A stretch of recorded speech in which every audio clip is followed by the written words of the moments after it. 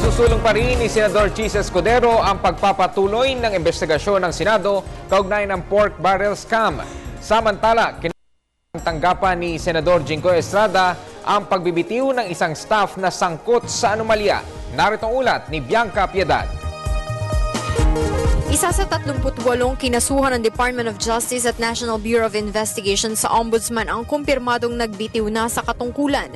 Kabilang sa mga kasong kinakaharap nila kaugnay pa rin ng 10 billion peso pork barrel fund scam, ang pandarambong, malversation, direct bribery at graft and corrupt practices. Kinumpirma ng Chief of Staff ni Senador Jinggoy Estrada na si Attorney Raquel Mejia na nag-resign na ang umano'y sangkot sa pork scam na si Pauline Labayen na staff ni Senador Estrada. She filed the resignation letter noong July pa.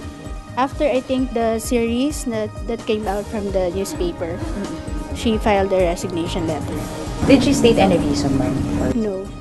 Ani Mejia, 2004 pa nagtatrabaho si Labayen para kay Estrada noong nanunungkulan pa ito sa lungsod ng San Juan. Hindi naman nasindak si Ombudsman Conchita Carpio Morales sa mahigit 2,000 pahinang unang batch ng dokumento na isinumite ng NBI at DOJ sa kanilang tanggapan. That did not startle me. We will go over the documents, so we will go over the findings of the NBI and recommendation, and then we will check it in relation to our own findings. Aniya na makita nila na tugma na ang resulta ng kanilang investigasyon sa findings at rekomendasyon ng NBI, isa sa ilalim na nila agad ang kaso sa preliminary investigation. Determinado naman si Senador Francis Chis Escudero na dapat ipagpatuloy ang pagdinig ng Senate Blue Ribbon Committee sa pork barrel fund scam. Hindi dapat aniya ito matapos sa paghahain ng National Bureau of Investigation at Department of Justice ng kasong plunder laban sa mga sangkot na mambabatas at ilang individual.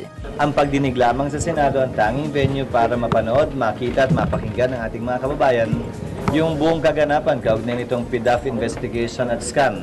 Nabibigyan din ito ng kaalaman ng ating mga kababayan kung saan napupunta sa tama man o sa masama ang buwis na binabayaran nila.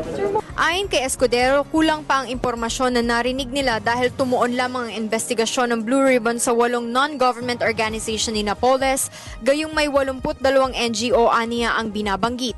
Pero nasa desisyon pa rin aniya ng chairman ng komite kung ipagpapatuloy pa ang investigasyon. Para sa Telebisyon ng Bayan, Bianca Piedad.